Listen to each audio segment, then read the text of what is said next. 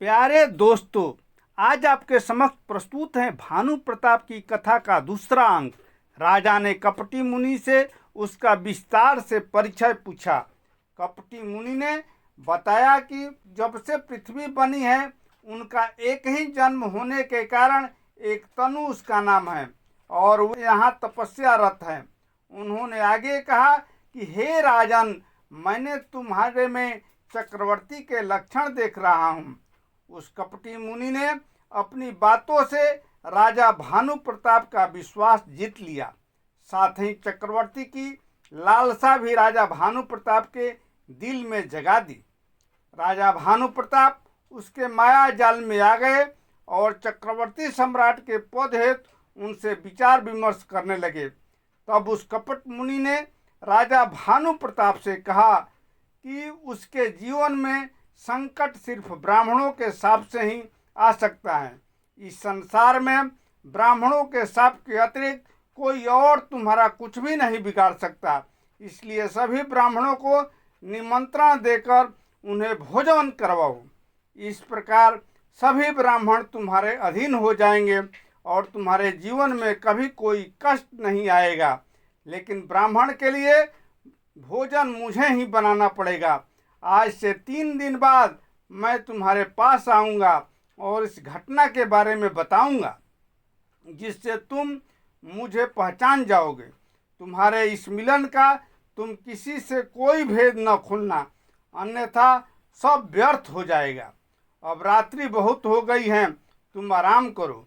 सुबह घोड़े समेत अपनी शक्ति से तुम्हें राजमहल पहुंचा दूंगा।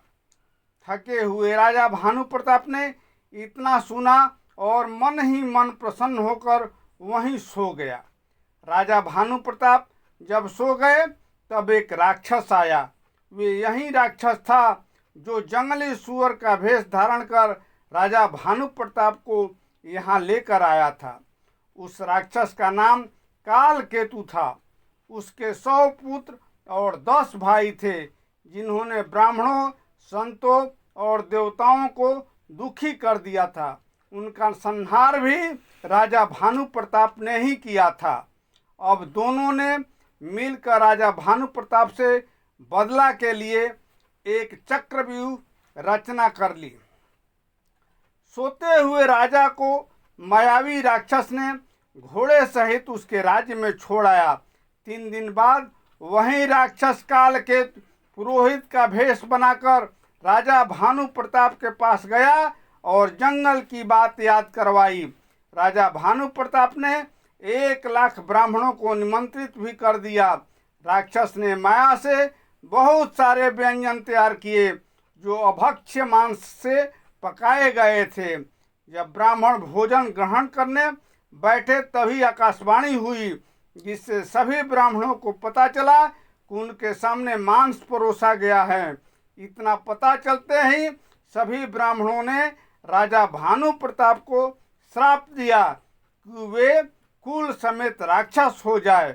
इधर जब कपटी मुनि को ये खबर मिलते ही उसने आसपास के सभी राजाओं को एकत्रित किया और राजा भानु प्रताप के राज्य पर आक्रमण कर दिया। फिर जो युद्ध हुआ उससे सत्यकेतु का सारा वंश समाप्त हो गया। वहीं राजा भानु प्रताप बाद में रावण के रूप में जन्मा और उसका भाई अरिमर्दन कुंभकर्ण के रूप में राजा प्रताप भानु का मंत्री धर्मरुचि रावण के सौतेले भाई विभीषण के रूप में जन्मा। इस तरह आज की कथा समाप्त हुई। फिर मिलेंगे एक नवीन कथा के साथ। तब तक कृपया मेरे चैनल को लाइक करें, सब्सक्राइब करें और अपने प्यारे दोस्तों में शेयर करें और इसी तरह की ज्ञानपरक कथाओं का लुत्फ उठाते रहिए। धन्यवाद।